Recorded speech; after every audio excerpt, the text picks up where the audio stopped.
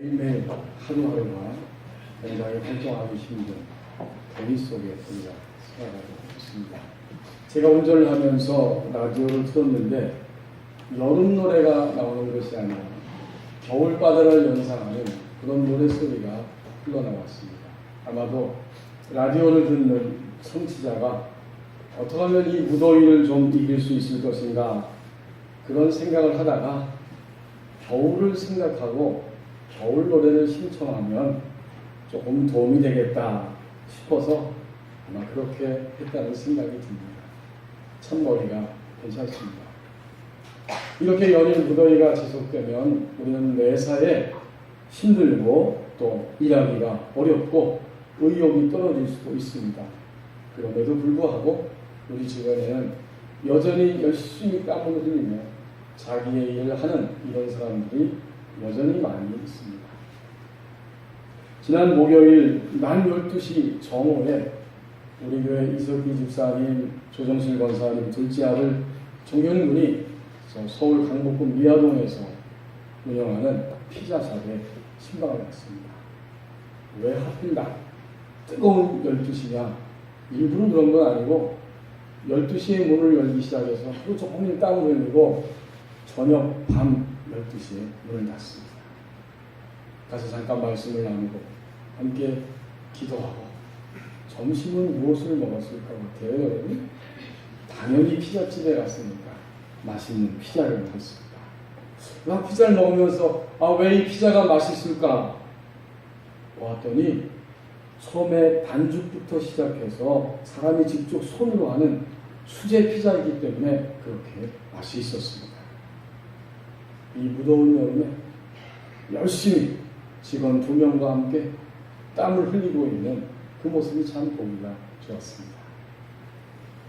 만약 이 무더운 여름, 아니 평상시에도 매사에 의욕이 떨어지고 만사가 귀찮아서 나는 더 이상 아무것도 하기 싫다. 이런 생각과 행동이 계속해서 지속된다면 그것은 우울증에 걸린 현상 중에 하나라고 합니다. 오늘 하나님의 백성된 우리 그리스도인들도 얼마든지 우울증에 떨어질 수 있어요.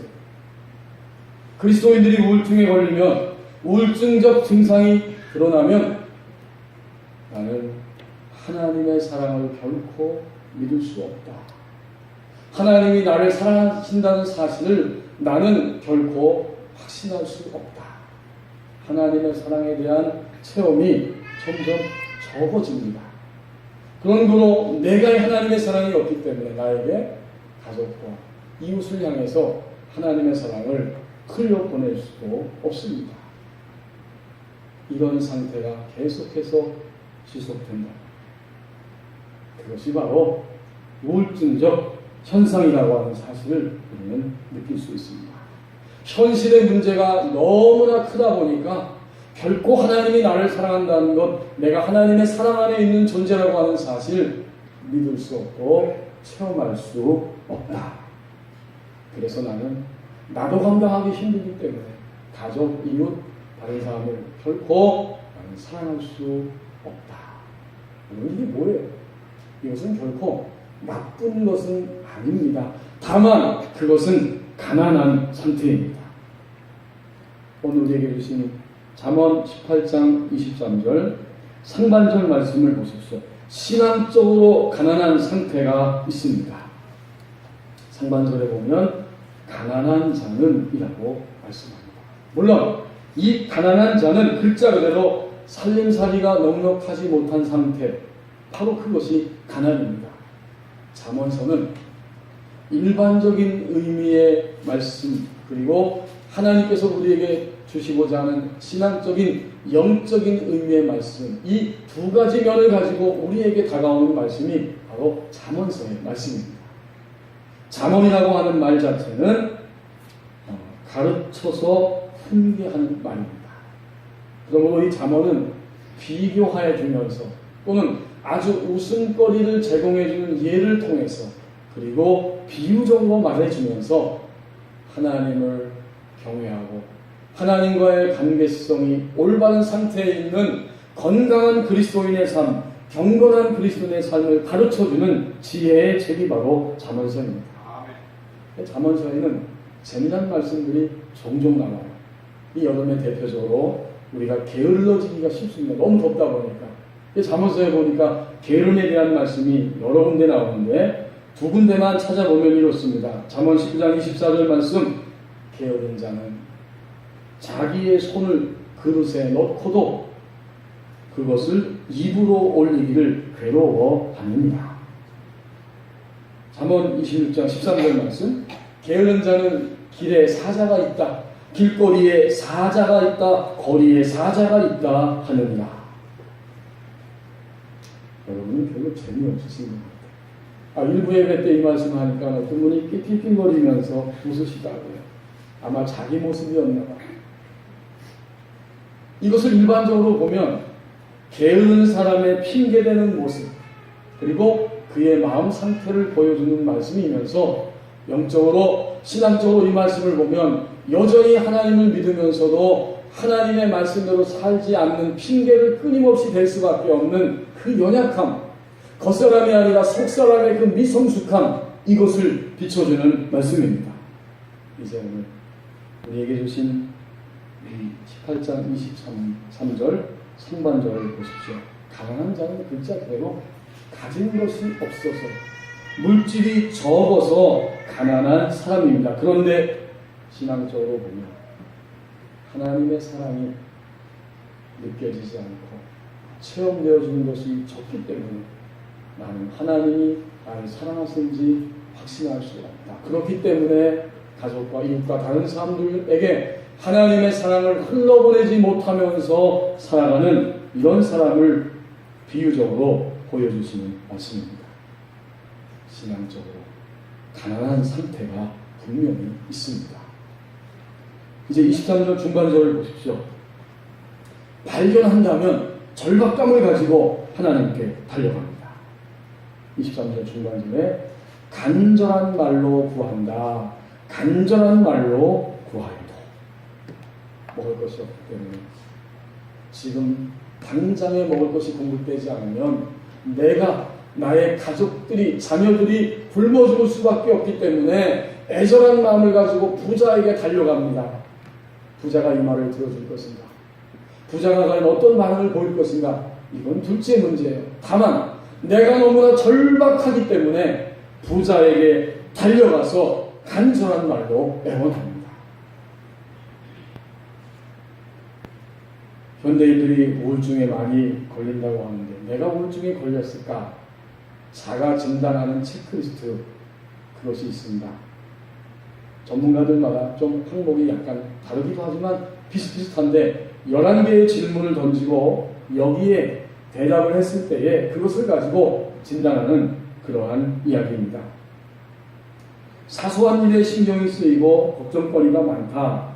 쉽게 피곤해진다. 의욕이 떨어지고 만사가 귀찮다. 평소보다 4시간 잠을 더 잔다. 매사가 비판적으로 생각되고 절망스럽다.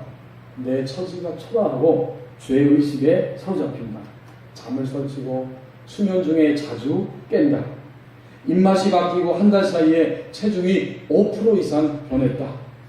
답답하고 불안하며 쉽게 짜증이 난다. 집중력이 떨어지고 건망증이 늘어난다. 마지막으로 죽고 싶은 생각이 자주 든다. 여기에 대해서 0개에서 3개까지 대답을 했다면 이것은 녹색등입니다. 바로 우울 증세가 거의 없는 상태예요. 이제 5개, 3개에서 5개 사이에는 황색등이 들어온 겁니다.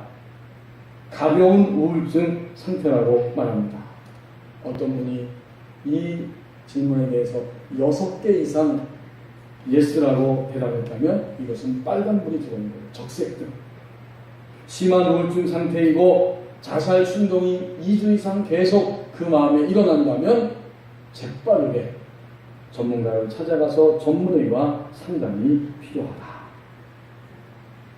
자신이 심각한 상태라는 사실을 발견한다면 그는 즉시로 도움을 청하고 회복의 길로 가야만 더 큰 불행을 막을 수 있습니다. 우리는 종종 유명한 연예인, 또 스포츠 스타, 또 저명한 인사들이 자살했다 하는 소식을 듣는데 나중에 원인을 보니까 우울증이 원인이었다. 이런 결론적인 진단을 들을 때 굉장히 마음에 충격을 느낍니다. 정말 사람이 심각함을 알지 못하고 그대로 방치한다는 것이 얼마나 위험할 수 있다는 사실을 우리는 느끼는 거예요. 교회에 발을 들여놨습니다. 하나님을 믿고 하나님을 의지하며 살아가지만 나는 왠지 하나님이 정말 나를 사랑하시고 내가 하나님의 사랑받는 존재가 되었다고 하는 이런 확신이 체험이 너무나 적다. 여전히 교회에 발을 들여놓고 믿는다고 하지만 내가 사는 모습을 보면 계속해서 두려움이 많고 괴로움과 고통의 연속적인 시간들을 지나면서 이런 지쳐있는 모습으로 살아갈 때가 훨씬 더 많이 있습니다. 이것은 정말 가난한 상태입니다. 시기와 질투와 분노가 끊임없이 일어나고 그래서 계속해서 이것을 사람들에게 발산해버리고 맙니다. 좀 죄송한 표현이지만 내 존재의 절반이 교만으로 채워져 있습니다. 절반은 교만이고 40% 정도는 욕망과 또 욕심과 근심과 두려움이고 나머지 10% 정도는 하나님의 살아계신 것을 알기는 알겠어. 그러나 내가 지금 너무 힘들어. 하나님을 부인하는 것은 아니야. 이런 생각 속에 우리가 살아간다면, 만약 정말 이런 모습 속에 있다면 이것은 글자 그대로 가난한 상태입니다. 미국과 일본에서 청소년기를 보내고 의사인 남편을 만나서 예쁜 자녀들을 낳고 또 행복하게 살아가고 있는, 남들 보기에는 전혀 부러울 것이 없는 한 자매가 있었습니다. 그는 남편을 따라서 교회에 나가기도 했지만 전혀 마음속에 만족감이 없었다고 그렇게 자기 고백을 합니다. 지금은 서울 온누리교회에 있는 그 부목사로서 신실하게 숨기고 있는 간원의 목사님의 그 평신도때 모습을 고백한 이야기입니다. 늘 자기 속에는 내면에 목마름이 있었다는 거예요. 1989년에 일본의 위성방송 NHK의 그 서울 지부 앵커로서 일본 왕비의 통역을 맡고 그 국제 통역사로서 활동하면서 사람들에게 인정도 받고 칭찬도 받았지만 통역일을 끝내고 집에 돌아오면 알 수 없는 공허감, 그리고 자기 존재에 대한 회의가 들어와서 그냥 무너지고 말았다는 것. 혹시 공부를 많이 하면 지식적으로 높아지면 이 모든 것들을 이길 수 있을까 하여서 박사과정까지 공부했지만 전혀 그것이 해결이 안 됩니다. 남편을 따라서 교회를 들락날락했지만 어떤 것도 내 마음에는 감흥을 주지 못했고, 사랑해서 남편과 결혼했지만 무거운 책임감을 지고 있는 장남인 남편을 통해서 더 스트레스 받고 시댁 식구들과 갈등을 경험하면서 결혼 생활조차도 나에게 만족을 줄 수 없다는 그런 사실에 절망합니다. 점점 사람이 폐쇄되기 시작하는 거죠. 어느 날 아침 눈을 떴는데 글자 그대로 온몸이 바닥에 완전히 붙어서 꼼짝도 할 수 없었고, 이제 나는 그만 이 땅을 떠나고 싶다, 죽고 싶다 하는 생각이 듭니다.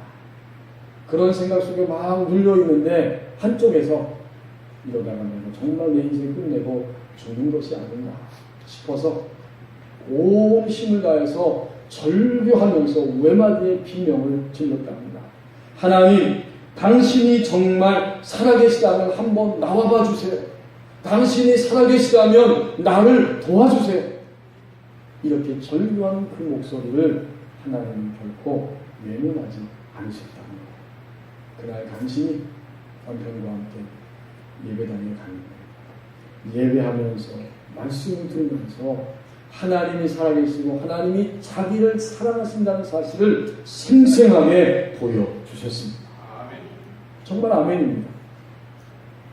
그날 이후로 이 평신도 가문의 성도는 더 이상 폐쇄적이고 영세적인 경향으로 흘러가지 않고 오히려 예수님을 붙잡고 정말 예수님과의 만남만이 내 인생에 아무도 채울 수 없는 그 간절한 열망을, 그 공허감을, 그 회의와 고통을 채울 수 있다는 사실을 점점 실감합니다.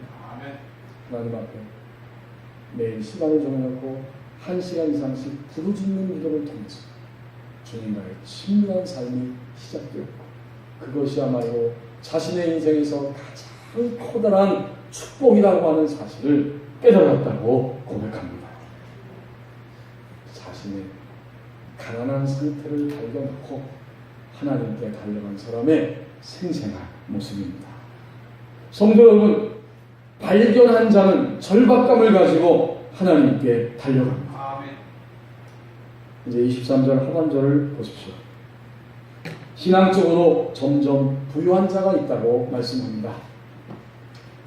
부자는, 그렇죠, 분명히 부자가 있어요. 이 부자는 일반적으로 당연히 물질을 가지고 있는 이런 부자라고 하는 뜻이지만 영적으로는 당연히 신앙적인 부자, 부유한 자를 말합니다. 23절을 보면 가난한 자의 말과 부자의 말이 얼마나 간격이 있고 차이가 나는지 모릅니다. 여러분, 신앙적으로 부유한 자, 신앙적으로 가난한 자, 그는 정말 하는 말에서부터 차이가 납니다. 신앙적으로 부자가 부유한 자는 하나님의 부유하심을 점점 맛보게 되고 하나님의 부유하심에 의해서 자신도 점점 부유한 사람이 되어가고 있습니다. 어제 오전에 우리 초리골 계곡에 제2남선교회 1년에 한 번씩 하는 수련회, 부부동반 수련회가 있어서 제가 갔습니다. 가서 예배를 잠깐 드리고 그래서 맛있게 준비한 식탁을 이렇게 대하는데 제가 보니까 옆에 테니스 라켓 같은 게 보이는 거예요. 그래서 아, 이게 테니스 라켓, 아마 이거 가지고 이따 식사를 맛있게 한 다음에 침노하면서 운동 경기를 하실 모양이다. 마음속으로 그런 생각을 했어요. 근데 알고 봤더니 제가 너무 세상을 모르고 사는 거예요. 그건 테니스 라켓 운동기구가 아니더라고요. 이렇게 자루에 전기가 통하고 스위치가 있어서 스위치를 딱 켜면 그 채 부분에 전기가 흘러가는 거죠. 그래서 그것을 한번 쓱 휘두르면 눈에 보이지 않는 날파리를 비롯해서 모든 벌레들이 찍찍거리면서 체포되는 거예요. 전 그것을 테니스 라켓으로 봤어요. 드디어 그날 식사를 막 시작하는데 생생하게 효과를 보이기 시작했습니다. 음식이 먹는데 향기가 나니까 벌레들이 날아들고 심지어 벌까지 날아드는 거예요. 우리 교회 대표 선수인 김변 장님이 제일 잘하시더라고요. 김변 장님이 라켓을 휘두르는데 다른 사람들은 막 피해 무서워서 할 수 없어요. 장로님이 딱 들고 휘젓고 다니니까 찍찍거리면서 날파리 벌레들이 잡혀요. 물론 이 벌은 좀 센가 봐요. 한 번 찍혔는데 또 날라들어? 2번 이상 딱 휘둘러가지고 벌까지 제압했습니다. 제가 그 모습을 보면서 생각이 들었어요. 아직도 세상을 너무 모르고 살았구나. 저희 양재이랑 사택 싱크대가 있죠. 거기서 딱 내려오면 바로 풀밭이고 또 바로 우리가 논이에요. 얼마나 풀벌레가 많은지 몰라요. 저거 하나만 있으면 앞으로 영원토록 문제가 없겠다. 저것만 있으면 우리 집에 드나드는 그 날파리부터 시작해서 뭐 벌레 온갖 것들을 한번 확 휘두르면 그 모든 것들을 다 다스릴 수 있겠다. 이런 생각이 들었습니다. 과연 누가 신앙적으로 부유한 자인가? 신앙적으로 부유한 자. 드디어 점점 하나님의 말씀으로 다스릴 수 있는 사람입니다. 모든 일들을, 내 인생에서 다가오는 모든 것들을 하나님의 말씀으로 다스릴 수 있고 그때 다스리는 그만큼 그는 부자요 부요한 사람입니다. 하나님이 나를 사랑하시고 하나님이 내 안에 계시니 든든합니다. 그게 바로 부요한 자가 되는 거예요. 전에는 문제만 보였어요. 그러나 이제는 문제 뒤에 계시는 하나님이 보이는 겁니다. 하나님이 내 속에 함께 계시기 때문에 문제 뒤에 계시는 하나님 때문에 나는 든든합니다. 이제는 어떤 상황을 만나든지 무슨 일을 만나든지 하나님이 시키는 대로 하겠다는 마음이 있고 드디어 그는 즉시로 하나님이 말씀하신 대로 순종하며 하나님의 말씀대로 그의 삶을 움직여가기 시작합니다. 그는 바로 점점 부요해지는 사람입니다. 우리 보건님께 교우 여러분, 이미 우리는 여러 번 말씀을 서로 주고받으면서 성도가 되면 무엇을 다스려야 하는지를 잘 듣고 알고 계십니다. 우리 그리스도인이 일평생 동안 뭘 다스릴까요? 자기 자신을 다스립니다. 나를 다스리는 거예요. 그리고는 죄를 다스리는 거예요. 죄가 점점 싫어지고 죄의 영향력을 차단할 수 있고 죄를 발로 밟아 누를 수 있습니다. 이 죄를 다스리는 거예요. 이제는 환경을 다스려요. 내가 이런 환경만 아니면 훨씬 더 자유롭게 날아다니면서 하나님의 영광을 드러낼 텐데가 아닙니다. 내게 주신 환경은 다스리라고 주신 것이기 때문에 내 마음에 들지 않아도 내가 아프고 찔려도 내가 벅차고 힘들지라도 반드시 나의 인생 속에서 하나님이 주셔야만 하는 환경을 주셨기 때문에 우리는 초점을 환경이 아니라 주님께 맞추기 시작합니다. 환경을 다스리는 거예요. 그리고 가장 큰 그리스도인의 원수는 눈으로 보이는 대적이 아니라 보이지 않는 바로 사탄입니다. 드디어 그는 사탄도 다스리기 시작합니다. 이 사람과 그의 졸개들, 악한 놈들 하나씩 다스려 나가기 시작합니다. 좀 전에 말씀드렸던 강은혜 목사님이 이제 평신도에서 소명을 받고 신학교에 다니면서 하나님을 어떻게 경험했는지 그것을 고백하는 이야기가 또 있습니다. 어느 날 이렇게 몸이 아프고 너무 피곤해서 병원에 가서 진단을 받았더니 갑상선 암이라는 겁니다. 그때 이미 두 아이의 엄마이고 소명을 받아서 불타는 마음으로 신학교에 들어갔습니다. 너무나 벅차서 몸도 마음도 지쳐있지만 또 하나님의 은혜도 경험하면서 그렇게 살아가고 있었습니다. 이제 모든 것을 버리고 바울의 표현대로 하면 세상의 모든 것들을 배설물과 같이 여기고 하나님 나라를 위해 달려가려고 했는데 하나님 아니라는 이럴 수 있습니까? 한쪽에서 이런 야속한 원망의 마음이 살짝 올라오고 있었지만 이 강은혜 목사는 그 당시 신학생이죠. 그는 그것을 손으로 툭 밀어버립니다. 내가 지금 다 이해할 수 없어도 하나님은 이 암을 통해서 분명히 하시는 일이 있으시다. 나를 사랑하시고 구원하시고 소명을 주신 예수님 안에 거하면 이 모든 것들은 반드시 회복될 수 있을 것이다. 그리고 매일매일 부르짖는 기도 속에 들어가면 그런 두려운 마음과 원망의 마음들이 사라졌다고 고백합니다. 그러나 사단과 악한 영들은 얼마나 간교한지 집에 돌아오면 수시로 감정을 건드리고 생각을 건드리고 기분을 건드리면서 마음에 속삭입니다. 너는 암에 걸렸기 때문에 반드시 멀지 않아서 죽을 거다. 그렇게 불안과 초조함과 두려움으로 위협의 소리를 던졌습니다. 그럴 때마다 마음과 정신과 의지를 가다듬어서 나사렛 예수 그리스도의 이름으로 악한 영의 소리를 대적하고 물리쳤습니다. 그러면 신기하게도 그런 불안한 감각들이 다 사라져버리기 시작합니다. 이제 내가 몸이 너무 힘들어서 아무래도 하나님을 휴학해야겠다 결정을 하게 신학교를 휴학하고 주님께 더 깊이 다가서기로 결심을 했습니다. 병원에 다니면서 암 환자들을 상대로 암 환자의 마음은 암 환자가 알기 때문에 병원에 가서 진단받고 그런 날 가서 전도를 열심히 하는 거예요. 내가 이런 암에 걸렸다고 이야기하면서 예수님을 소개하는 거죠. 그날도 이제 병원에 다녀오고 전도하고 집에 돌아와서 너무 힘이 들어서 저녁에 지쳐 쓰러져 잠이 들었습니다. 한참 자고 있는데 누군가가 그 몸을 막 마사지하는 것 같은 느낌이 들어요. 도대체 누가 내 몸을 마사지하는가? 눈을 떠서 혹시 남편인가? 하고 남편인 줄 알고 눈을 떠봤더니 남편은 곤히 우리 대한민국의 대부분의 남성들 저를 비롯해서 부인이 아무리 아파도 잠은 자야 하는 우리 남편들, 힘든 남편들은 그냥 자고 있는 거예요. 그때 그 마사지는 멈추지 않았습니다. 끊임없이 온 몸을 마사지하는데 그 손 같은 것이 지나갈 때마다 뜨거운 불이 일어납니다. 이 강원의 신학생, 그는 즉시 깨달았습니다. 하나님께서 불같은 손으로 나를 마사지하고 계십니다. 눈물이 터져 나옵니다. 두 손을 들고 주님을 찬양합니다. 무릎을 꿇고 기도를 드립니다.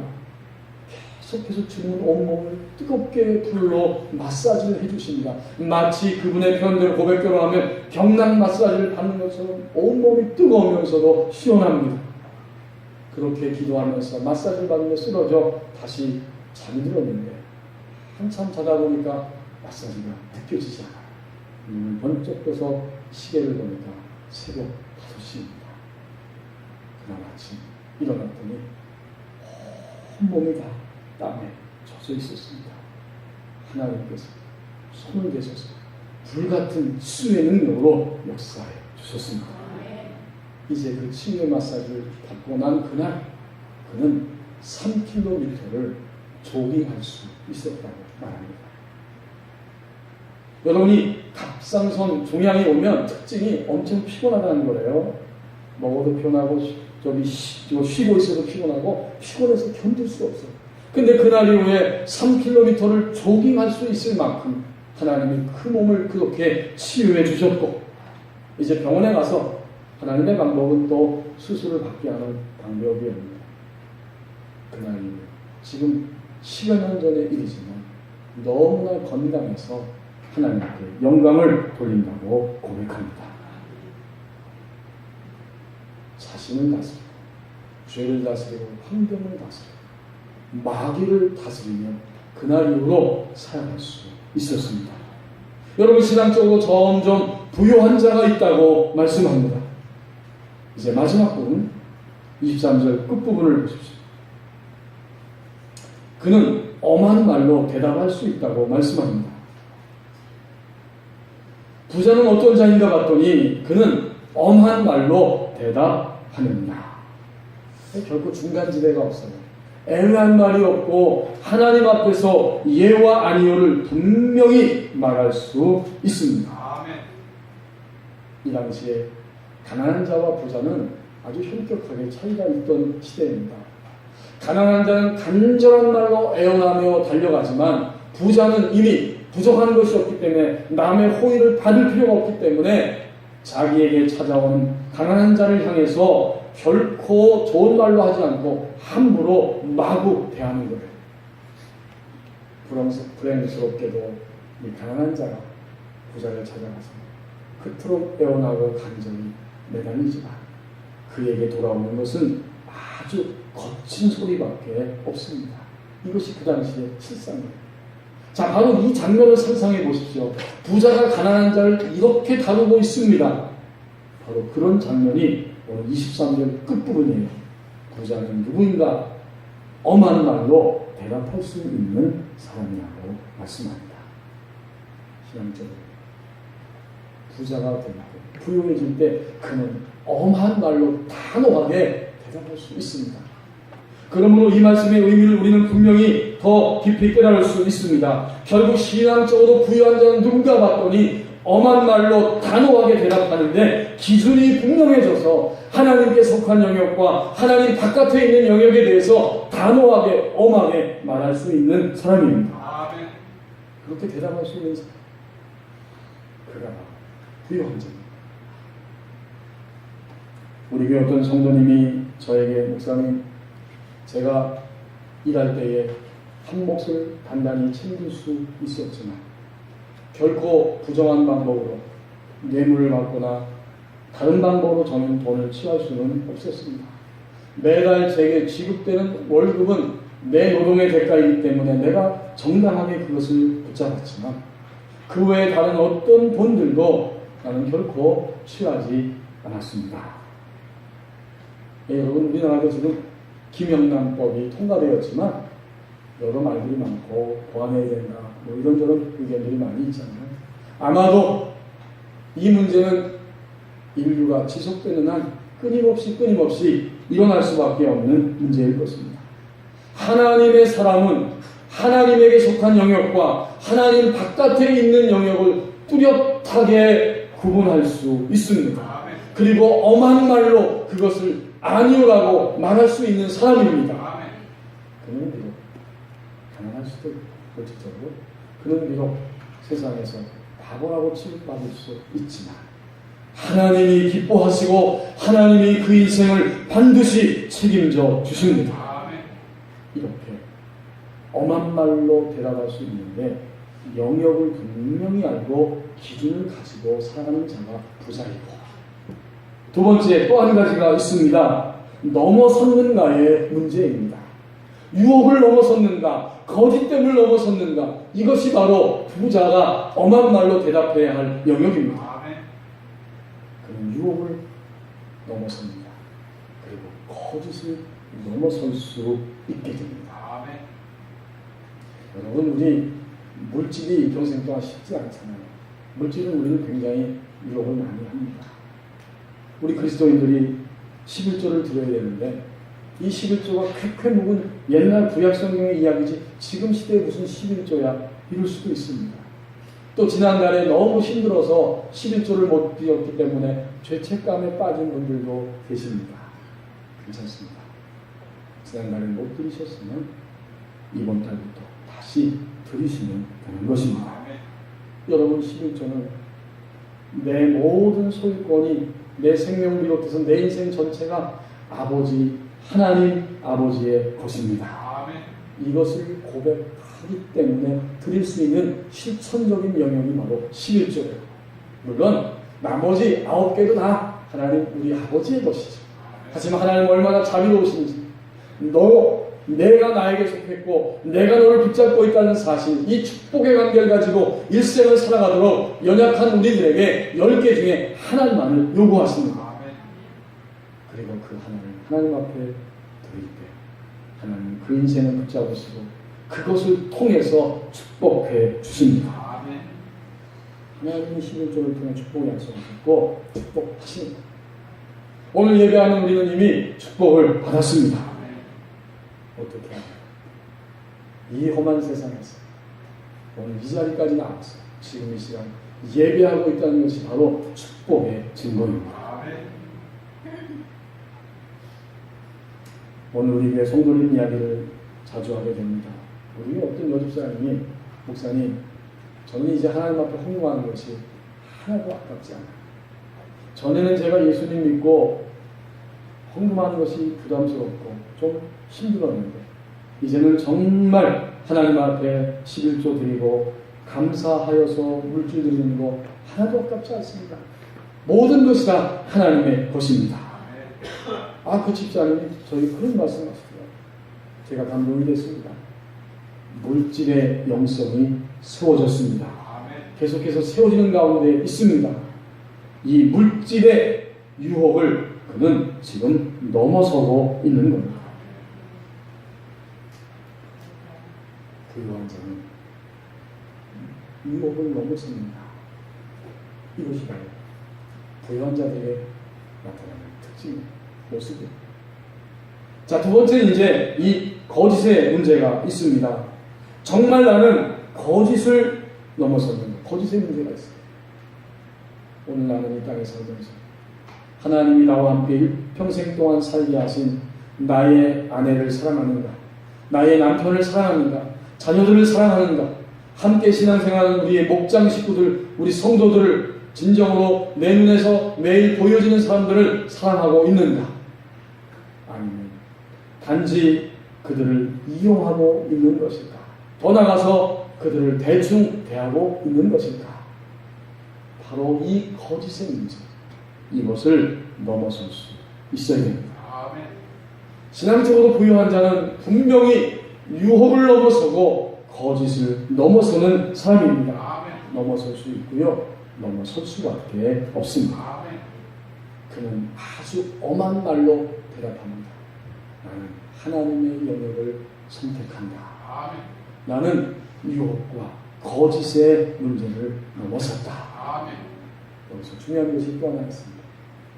이 모든 것들을 우리가 엄한 말로 대답할 때에 그 잣대를 다른 사람들에게 들이대는 것이 아니라 항상 그 엄한 말의 그 잣대는 바로 나 자신에게 되는 것입니다.